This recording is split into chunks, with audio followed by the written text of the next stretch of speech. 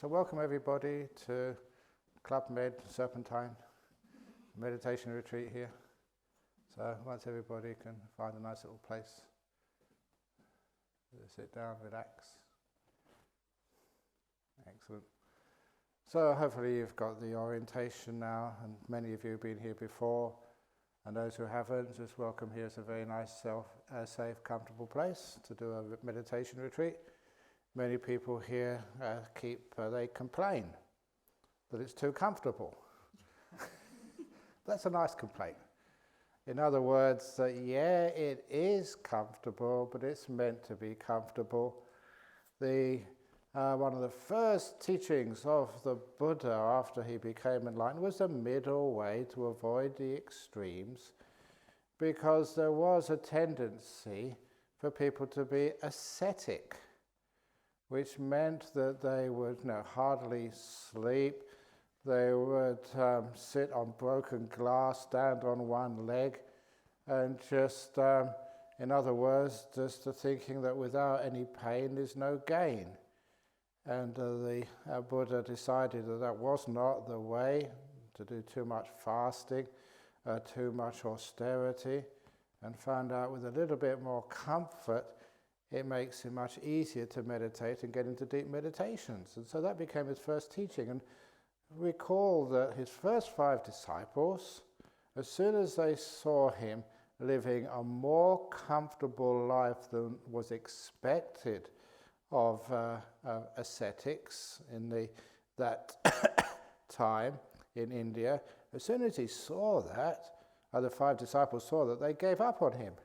And they thought he just started slacking off.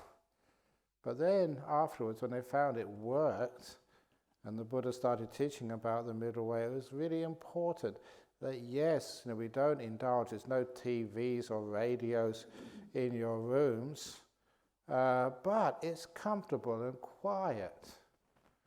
In other words, there's no mini bars in your room, unless you bought your own, which is verboten. But at least it is comfortable and quiet for you. You do have your own room, so you can sleep quietly there, and you can use that as your meditation room if you really need to. You have your own toilets and showers there, and your own ensuite, which is brilliant, so you don't have to queue up, which means that degree of comfort means that the place, you get much, much better meditation. And also that to find that we have the old joke, Nobel silence. I was just talking with Lei Ha earlier that if any of you who complain about the same old jokes, there's a reason for that. The same stories and the same jokes is in order to the people who come here so many times, they get fed up with that and they can actually leave so the new people can come in, because there's so many people try and get to this retreat and they don't get a chance. So the old stories, the old jokes are there for a purpose. So make space for the new guys. But it is the Nobel silence. Nobel silence means no bells. So when we first taught retreats, a person would be the bell ringer. They get up at 4 o'clock in the morning, or 4:30, or 5 o'clock, whenever time it was, and ding, ding, ding, ding, ding, ding, ding around all the huts. And we use this place, other people sometimes use this place for retreats. And it did happen that the retreat wasn't fully booked for these other teachers, and so there was some monks' parents were visiting, and there was no place over in Bodhinyana monastery for them, so we asked the retreat manager, you can use one of the huts in the corner away from everybody else. So they were in there, and then ding, ding, ding in the morning, and of course they didn't get up, they weren't on the retreat, and so knocked on the door, come on, get out into the retreat. And they weren't told that, no, we're parents of one of the monks, leave us alone. We're not on retreat. So sometimes that when there's no bells, it means that we trust you. This is your retreat. So you make use of it in the best way you can. So we're not forcing you, we're not telling you. You are mindful and kind. So you feel, do I really need to get up at this time tomorrow morning? Would it be better just to stay up even later? You know that people come from different time zones, and sometimes this used to happen with me when I was, a young monk, or even before then, going to these retreats. You know that sometimes you get in the evening, you get really inspired, a nice talk, you feel really good, and you're meditating, and you're getting very peaceful, and you're really about to get enlightened, and gong. And I just sometimes, but another time, so they'd spoil the whole meditation, because of these gongs. Imagine, I often say this, imagine if that happened under the Bodhi tree. The Buddha was just about to get enlightened and someone went gong. We wouldn't have a Buddha. So instead, we trust people that you meditate however long you feel you should. And so some evenings, if you really want to keep on going, carry on. You can sleep in the morning. It's no problem. But if you have to get up at 4 o'clock or 5 o'clock and they're going to take a video of you if you don't get up or whatever it is, and they call out your name. This morning, Kanchanala Friends was not on the up for the morning meditation. We don't name and shame and do stuff like that. That's ridiculous. But what it means is you have no fear. That you can actually stay up late at night and meditate if you want to. If you feel good, you don't feel tired, you feel really getting someone in your meditation, carry on. You can sleep in the morning. Or sometimes you really feel very tired in the evening. It could be all sorts of things. It could be going through a flu or some jet lag or just general, just accustoming yourself to this place. Then you can actually just go to bed early. And then you can get up early. And sometimes it's like that. You keep sort of waiting for the talk to finish, or all the talks are recorded. So, if you need to sort of, you're fed up with the talk, you can just go back to your room and have a rest. You can listen to it tomorrow morning. So all of this bit of freedom, it takes away the fear, which is a cause of controlling, which is a cause of stress. So you meditate because you're enjoying it. You feel good? Okay, carry on meditate. And in the morning, when you wake up, okay, get up, meditate. It's only 2 o'clock in the morning. Doesn't matter, meditate. You can catch up later on if you need to. Or you really feel, I'm just really tired, and just carry on until you get up in the morning for the breakfast. Unfortunately, we don't have breakfast in bed officially.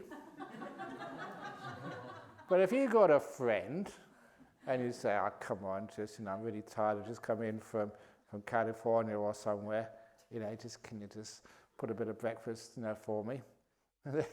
Then that's okay, out of kindness. Or, if your husband's on the retreat and you say, husband, come on, it's a special day for me today, so you can go and get your darling wife breakfast in bed. Or if you're ultra rich, I'm sure you can bribe somebody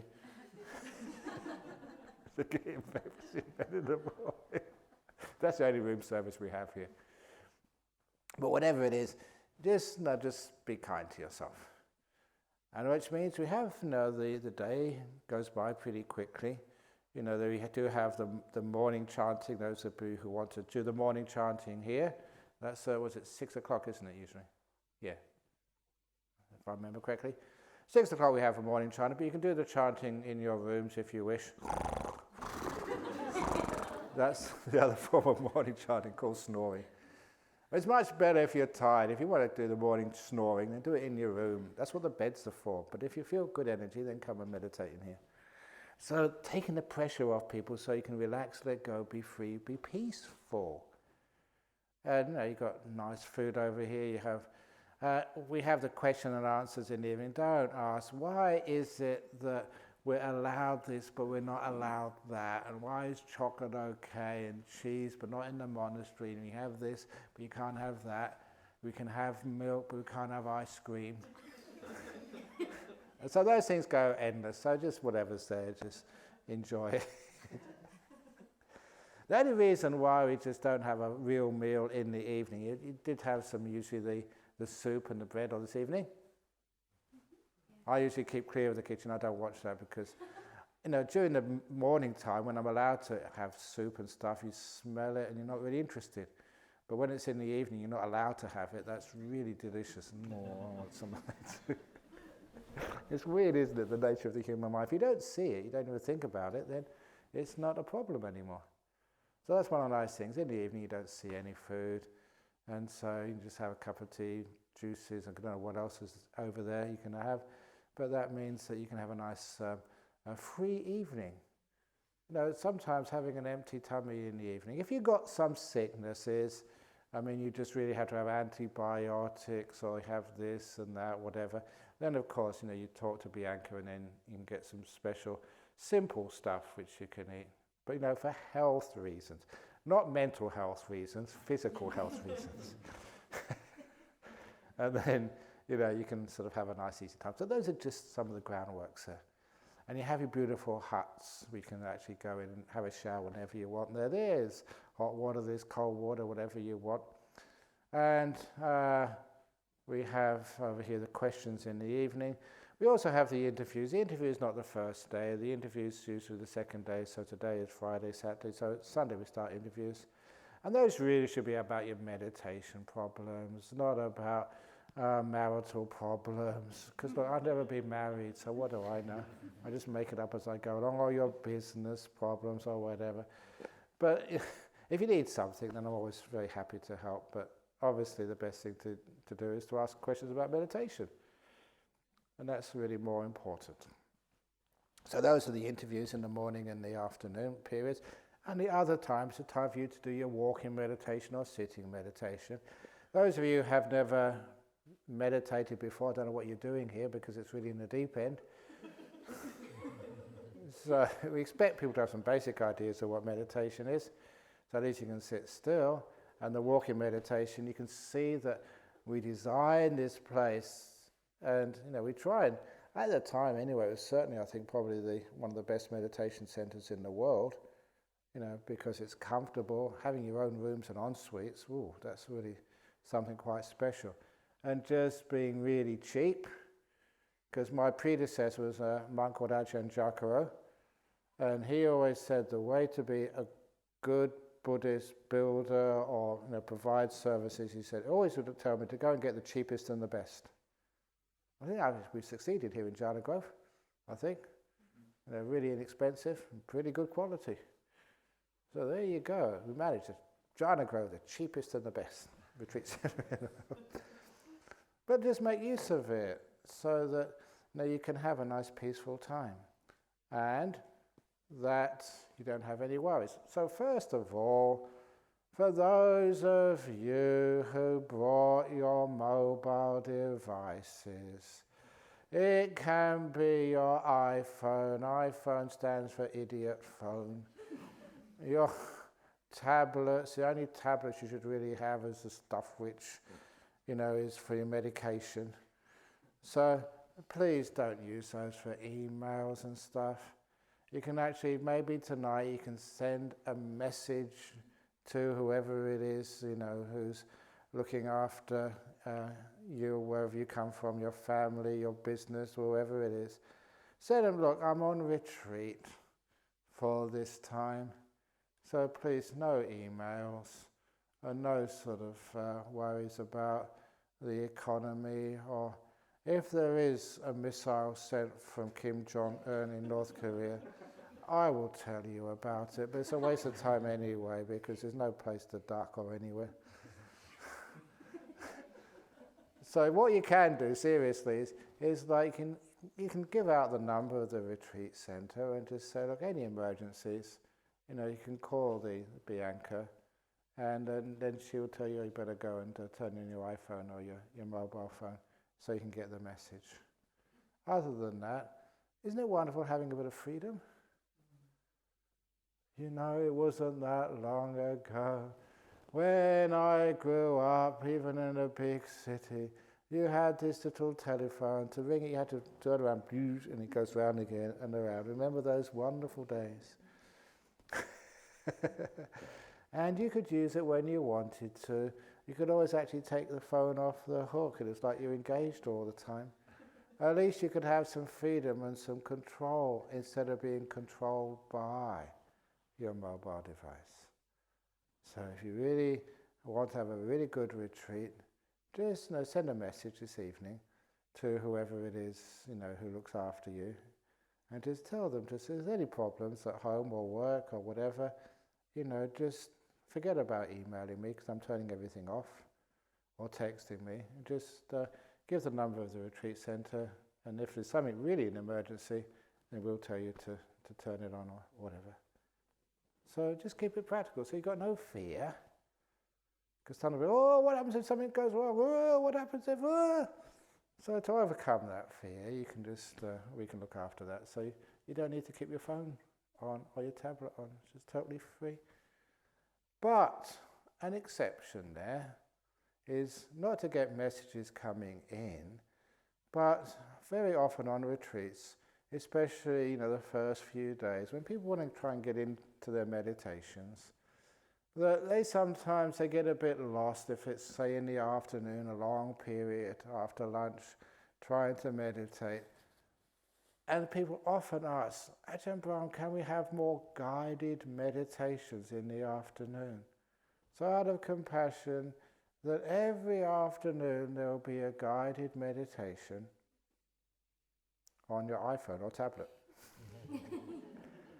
So you can download a few of them, and if you don't know how to do that, you could maybe tell about it as so many things, or ask whoever else is around here to how you can download a guided meditation if you haven't done so already.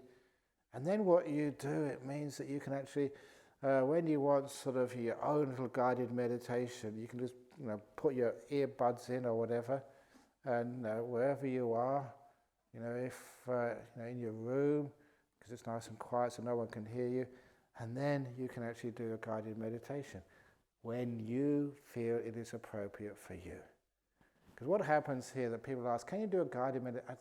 Well, if you do a guided meditation, what happens, some people just don't need that, and it's disturbing for them. Other people like it, so to be able to have everybody happy, that's the one time that, please, you are very welcome to use your mobile devices, not to check text messages, but just to be able to get a guided meditation anytime, whenever you want, any place as well. And I don't care if you'll do that guided meditation sitting on the toilet seat, because it's much better you do some meditation than worry about, is this a respectful place to do this or not, because some people are just really weird.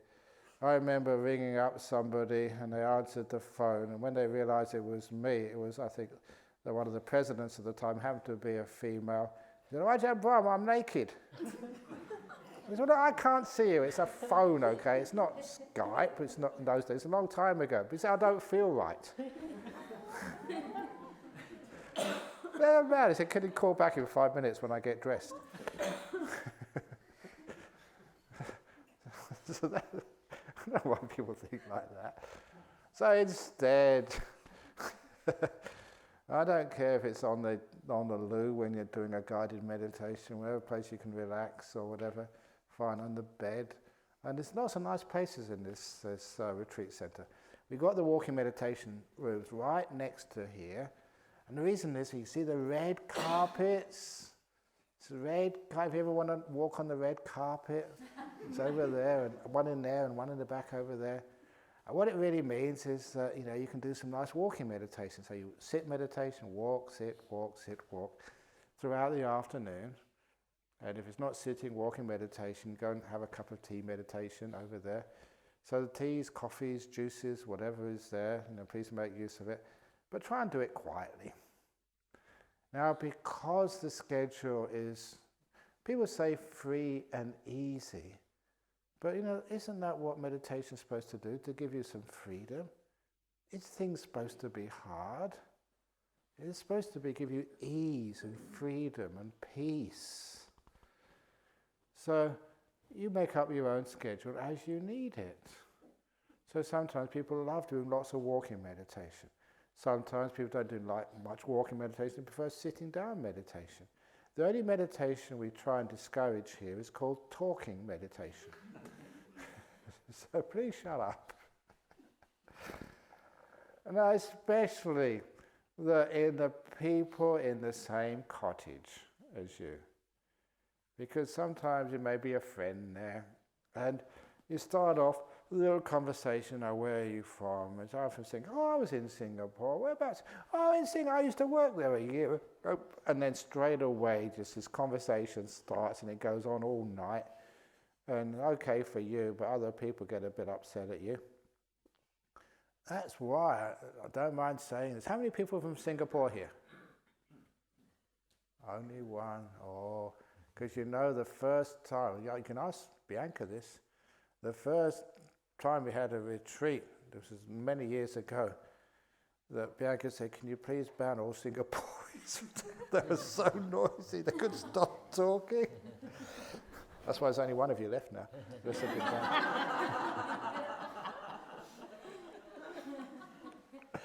It's just they weren't used to it, But anyway, so whatever it is. So they keep quiet. So in order to keep the real noble silence, no bells, it's actually that you can say hello to each other tonight, in the same cottage. I'm so-and-so from Singapore or whatever. And but then now, you've introduced one another, now keep it nice and quiet. So you don't need to talk with one another.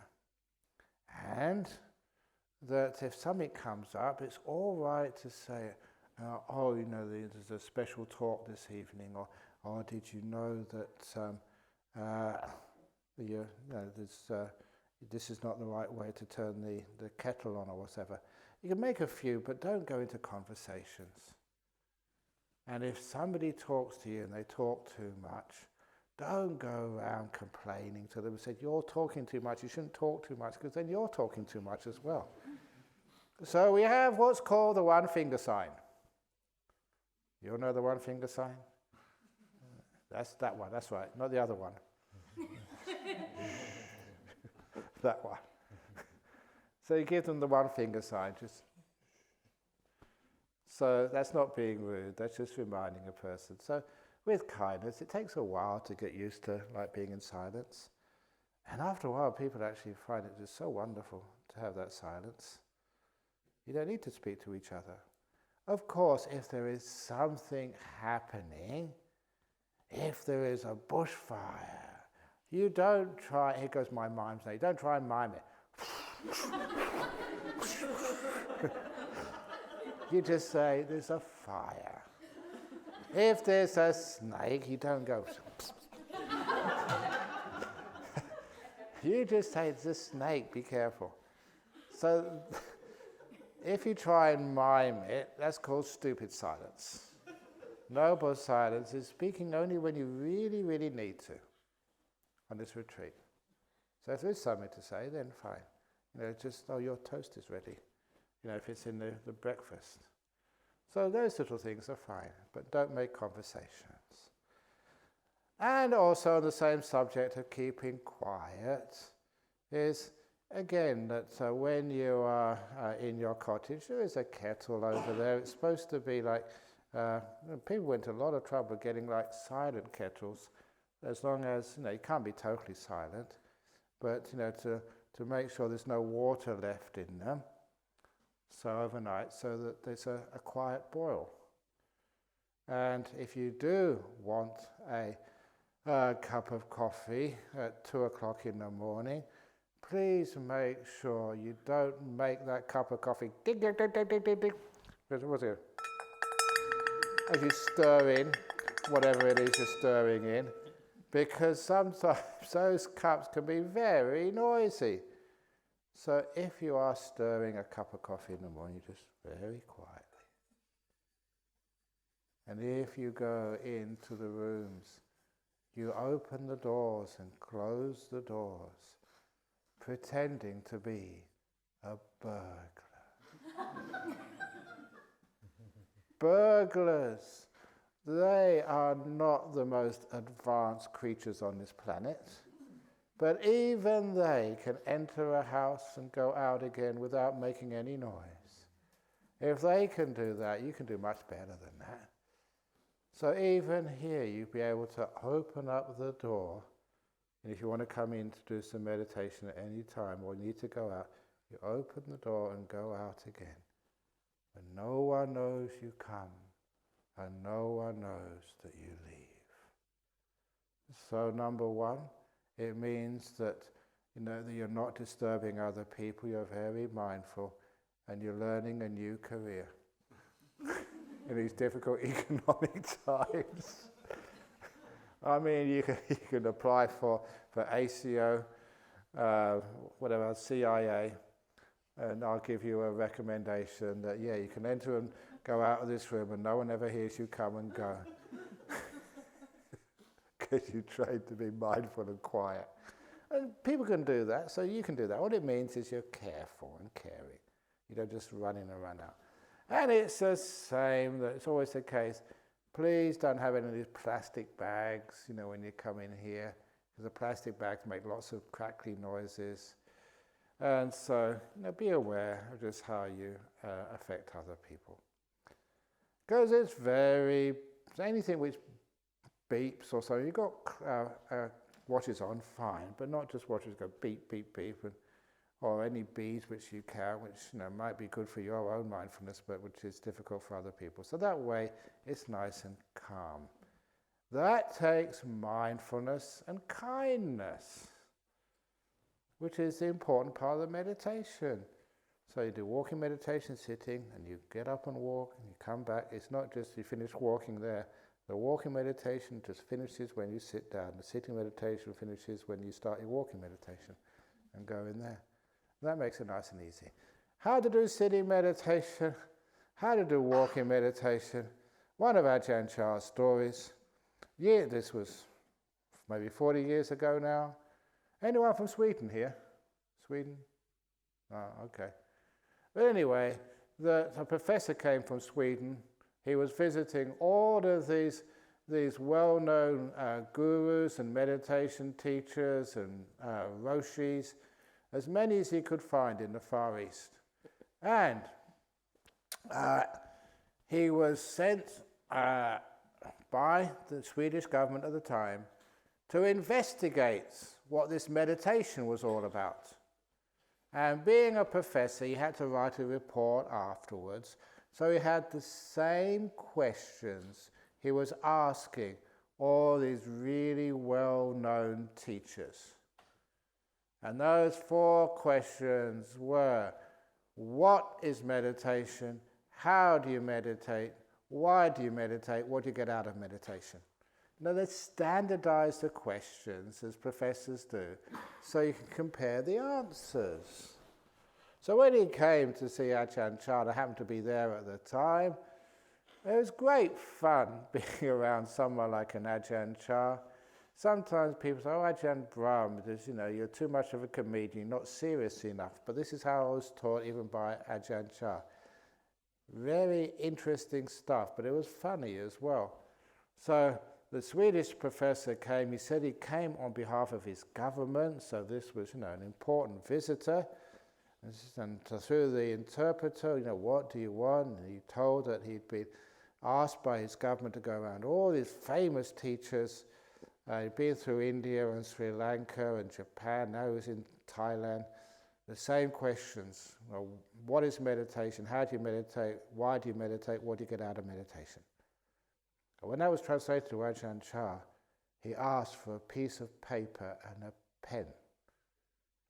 Now, straight away, that he never, ever did that before. So I knew that he was up to one of his funny acts again. So I was really looking forward to it. What's he going to do this time? It was very entertaining, being a monk. And then he got the pencil. I think he must have seen it somewhere. He licked the end and scratched his head, and he wrote something down and thought again. He's just acting, just playing around. And when he'd finished, he gave the piece of paper back, and the monk translated it back into English, so I could understand it. And The Venerable Master's answer to your first question, what is meditation? Venerable Ajahn Chah, his answer is, what is eating? The second question, how do you meditate? His answer is, how do you eat? Why do you meditate? His answer is, why do you eat? What do you get out of meditation? His answer is, what do you get out of it? Eating. And the professor was very upset. He said, I can't take that back to my government. This is serious business. And Ajahn Chah said, all you're getting. And that was such wonderful, it's unexpected, but wonderful answers. What's meditating? What's eating? Did anyone ever, do you ever go to an eating retreat? Actually, some Singaporeans, they do go on eating retreats. I'm not really bagging Singaporeans, but it was true. We went to this retreat in Penang, I'll never forget it. And they wanted to do the five precepts, fair enough, but they had their breakfast and lunch together. It was quite a big lunch, and they had afternoon tea as well. And then they had the dinner in the evening, the supper. I just had a cup of tea, and so it was an incredible plate of food. And afterwards, they gave the evening talk, and then they disappeared. Where are you going? Going to the hawker stalls. There wasn't 3 meals a day, it was supposed to be, but about 6 or 7. I don't know how they could do that. So it was an eating retreat, but anyway. They're very good at that. So they didn't need any instructions from me on how to eat. So don't you know how to relax and rest? How to meditate? It should be something as easy as anything.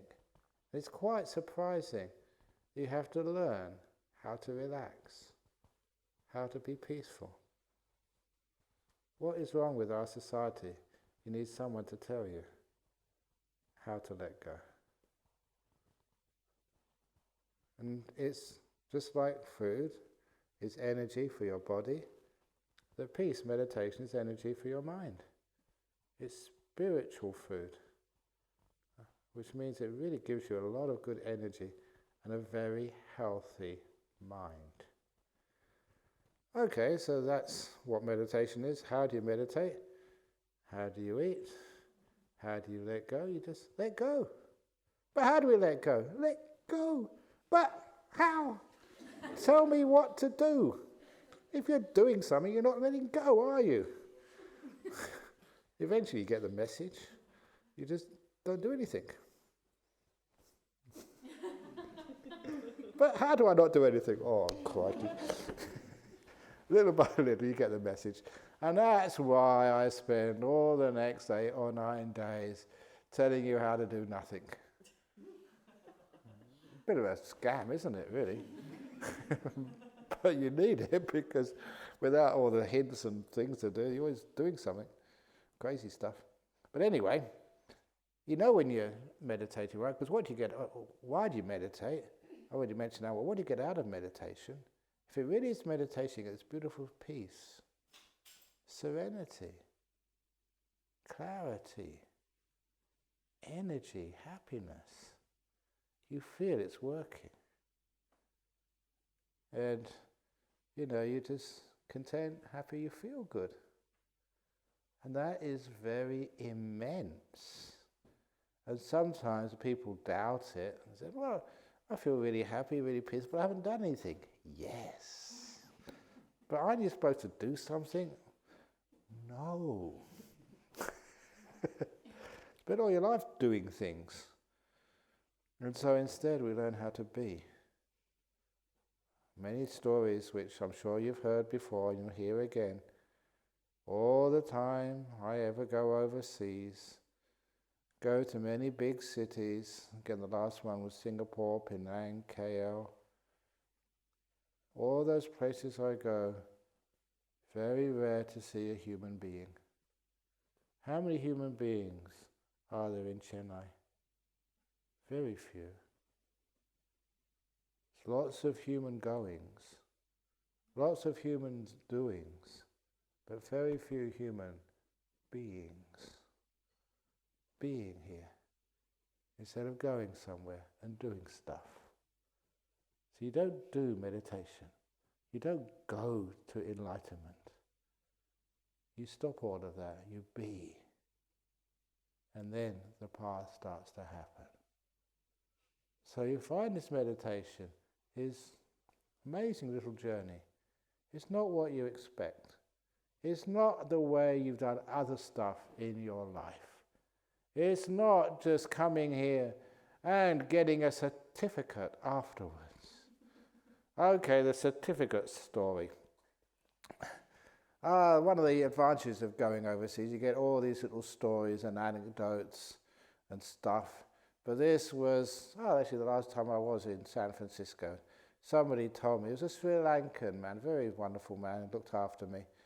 But he said that a couple of years ago in Colombo, that there was this old lady, went to visit her grandchildren, her in-laws and stuff, who had studied hard and got into Colombo and were running businesses and making a good life.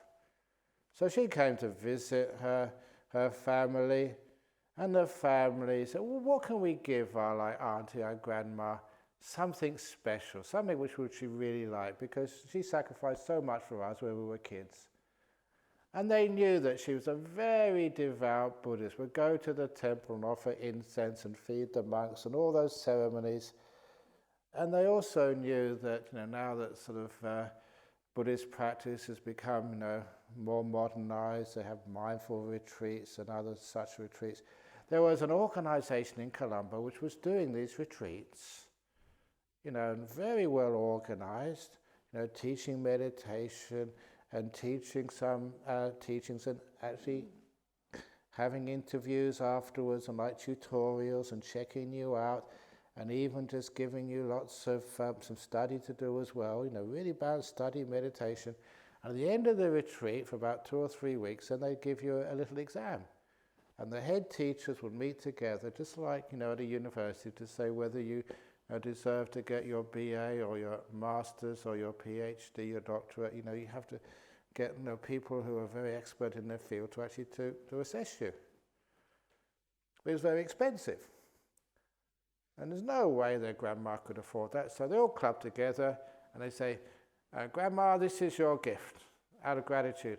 We've paid for you to attend this special retreat. And now she was very happy to go, so she went there, and after about 2 or 3 weeks, I forget how long it was, she did really well. Really good meditator, and she'd been going to the temple for such a long time.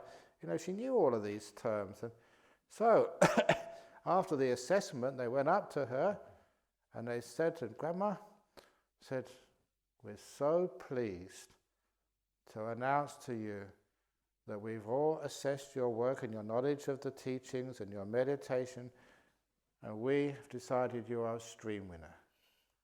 It's called Sowan in Sri Lanka. So many people that they really want to be Sowan. And so it said, and here's your certificate, stream winner. At which point she got really upset. And she scolded those teachers. And why are you scolding them? It's an amazing achievement, a stream winner, the first stage of enlightenment, but you're never going to get sort of reborn in lower realms. You're destined for enlightenment. Even the Buddha said greater than just winning the lottery. He didn't say the winning the lottery, but if you change the simile, greater than winning the lottery is getting the stream winner. And so why are you so upset? And she looked them in the eye and said, you don't remember me, do you?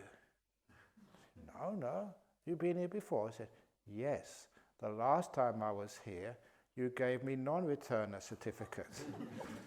You've demoted me.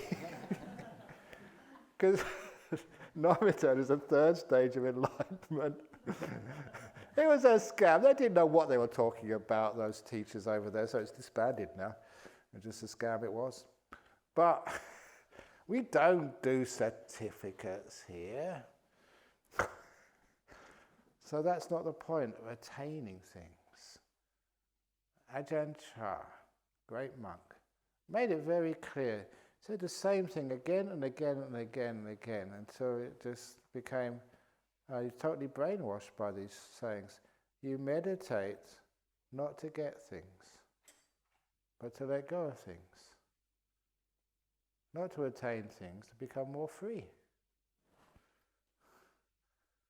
Not to get, but to let go. Simple things like that. So when you're meditating here, what are you trying to get? I'm trying to get rid of my aches and pains, my restless mind. Stop that business. Just be. You're here to let go. Let go of doing stuff, controlling things, aiming for things. Let go of wanting. And let this moment be. Simple as that. But I have to teach you that again and again and again, because we always go, well, Ajahn, it's not working.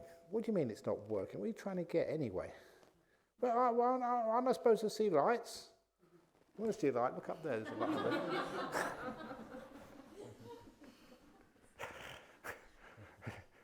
You find it's all this wanting business.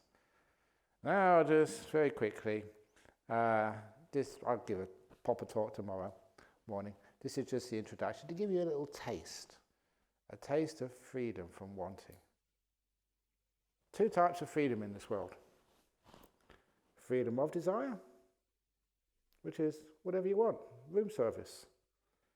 You know, it is possible, I shouldn't really say this, but now the closest really big town, Byford, they've got many, it's growing, and so you can get takeaway now, and I think they actually deliver to Serpentine. Don't even think about it. In the it comes about 11 o'clock, no one's around, so takeaway. Can you deliver sort of hot noodles, please? There's a Chinese takeaway in Byford. Can you hot? Dim sum, please. But just, I'll meet you at the gate, okay? So no one's filming. I shouldn't give you these ideas because probably some of you might think about it out of desperation.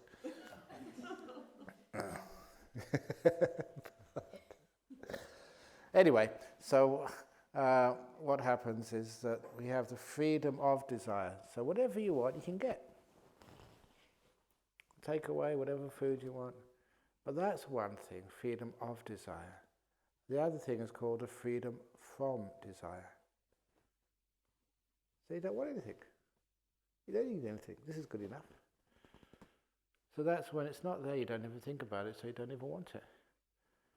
There's a little story which, it's a brilliant old story, that, again, first year as a monk, I'd really helped somebody, given some advice, and it really worked for them, spent a time with them, and so they wanted to give me something personal.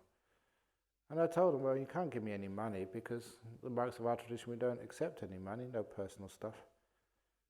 But they been around Ajahn Chah a long time and said, no, what I want to do is 100 Thai baht, not for the monastery, it's for you. I know you can't accept the money, but what you can do, it's like a loophole. What do you want for 100 baht? You let me know what you need, that's the amount. You usually tell the amount. Otherwise you say, anything I want, okay, I want. No, it said 100 baht, so I said, I can't think what I want. And he was getting a bit sort of restless because he had to go to work. And I got a good idea. He said, look, I will think about that tonight and come back at the same time in the morning. I'll have a list for you, what I need, 100 baht, some important requisites. You know what happened that night? That, I really was a poor monk.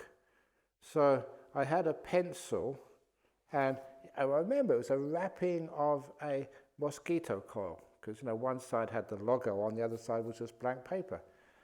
So, and I had candlelight.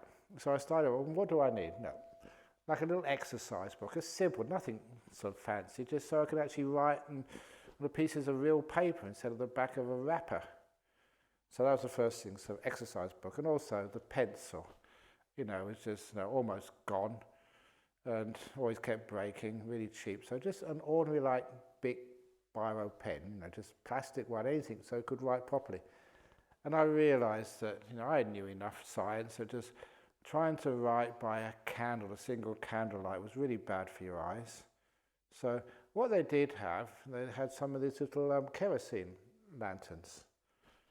So I put the kerosene lantern, and when I was thinking about light, oh my goodness, there were loads of snakes in that monastery. And the snakes didn't have very good eyes. They looked at your toe and thought that was a frog or something they could eat. So a flashlight, so I could actually walk backwards and forwards. Not just flashlight, when you're walking you need some proper sandals to wear. And then when I tallied it all up, 100 baht was nowhere near enough. But then, as soon as I tried to think of something to take off my list, other things just popped up. I really did some aerograms. I should be writing to my family in London. It's my mother's birthday, and I had no way to... So I put aerograms down, and my goodness, it was still not enough. More things started coming onto that list. As soon as I thought, what I wanted, the list kept growing longer and longer and longer, and 100 baht, 1,000 baht, 10,000 baht was probably not enough. And that's when I realized what I was doing. I took that piece of paper and threw it away. And the next day I scolded him, don't you ever do that to me again. I was such a happy, contented monk when I had no money, no means to get anything. Now I had 100 baht at my disposal. It was never enough. How much do you earn at work? Is it enough? Could you have an increase, and is that enough? Bill Gates, the richest man in the world, still has to work. Still not enough. How much is enough? Nothing. That's why enough. Because I was so happy when I didn't have any means to get anything. When you let go of desire, I was free of desire. That was such a wonderful thing. Didn't want anything.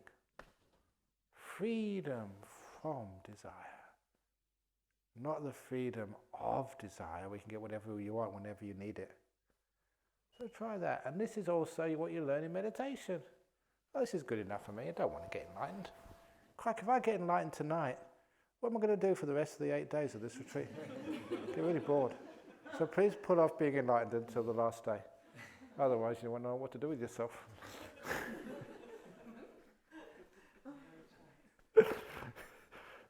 Maybe your playtime, maybe you're disturbing everybody else, so that's not good.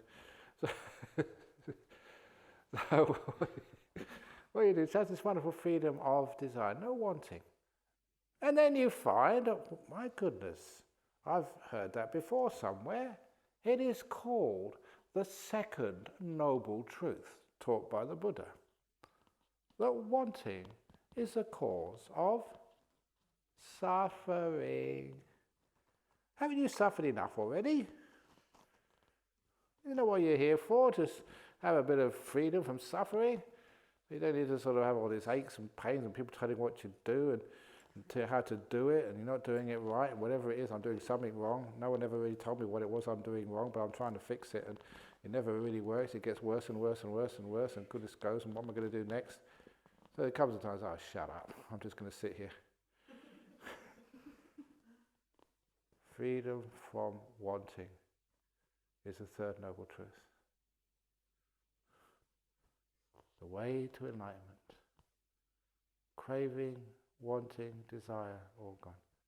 So if you're having difficulty on this retreat, you're not happy, you're tired, you're restless, you're sick of all these same old stories again and again and again, it's not my fault. It's because you want something more, something different. What do you expect?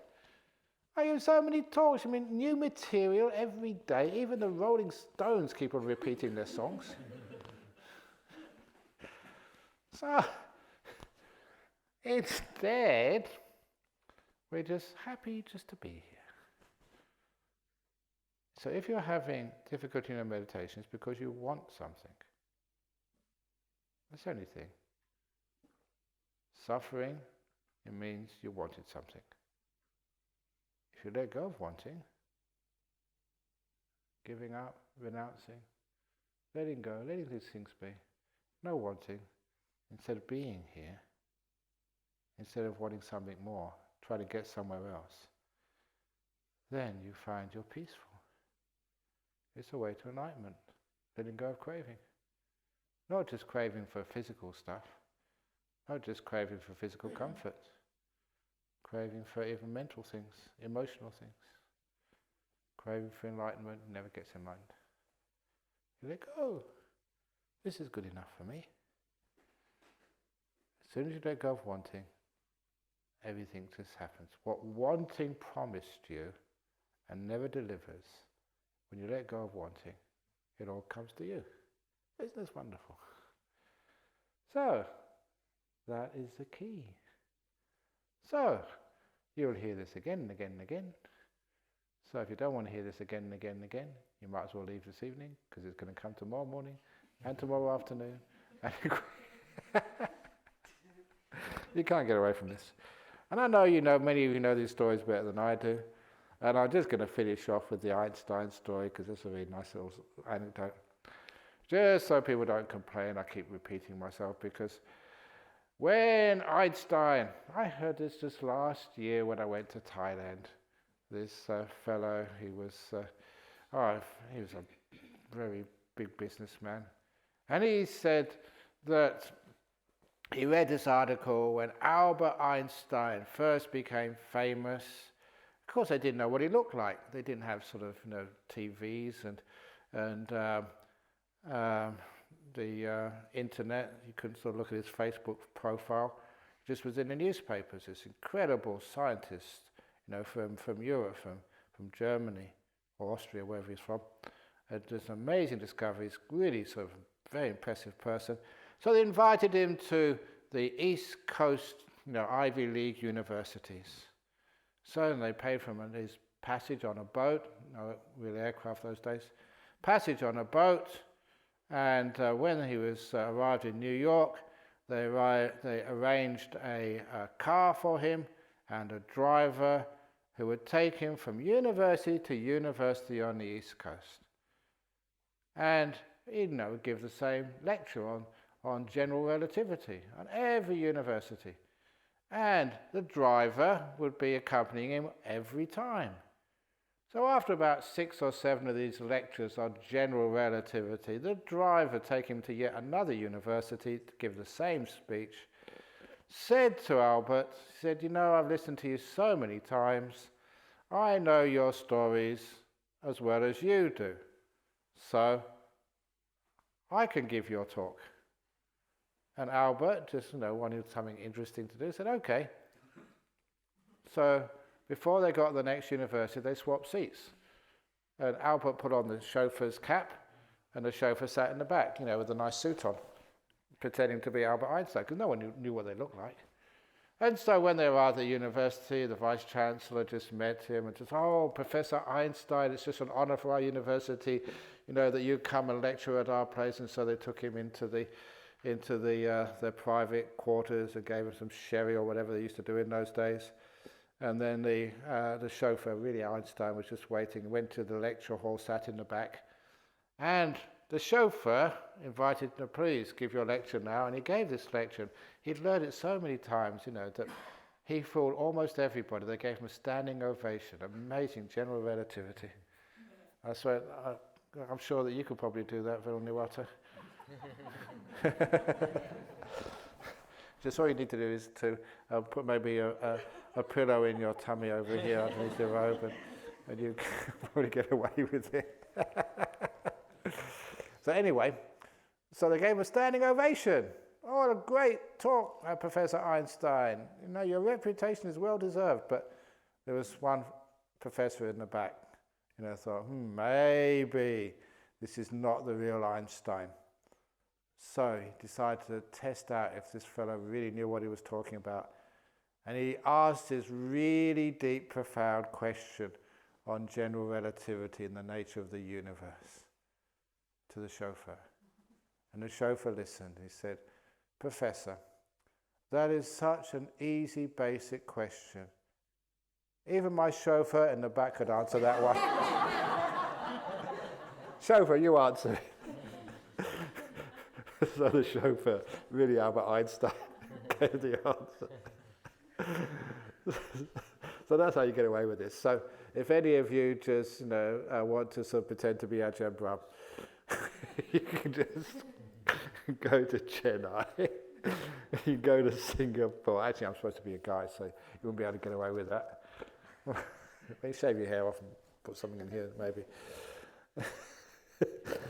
But anyway, that's the story of Albert Einstein and the chauffeur.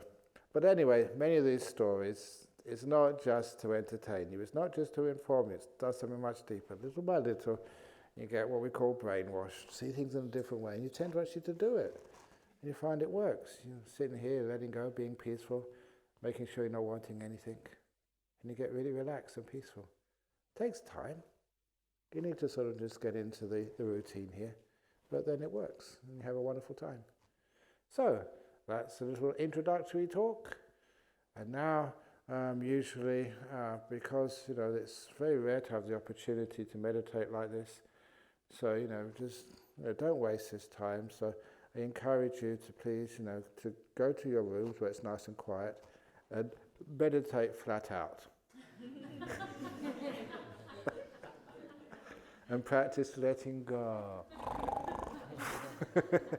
Relax, not wanting anything. So in other words, take a nice rest. It's just basic kindness. And in the morning when you get up, there's those people get up early. There's, again, meditation. Well, all the time this place is open to meditate. And 5 o'clock, 6 o'clock is some chanting, 6:45 breakfast. So have a wonderful evening. And there'll be more talks, more instructions, more old jokes coming your way tomorrow. Sadhu, sadhu, sadhu, which is going to get stronger and stronger as we go through.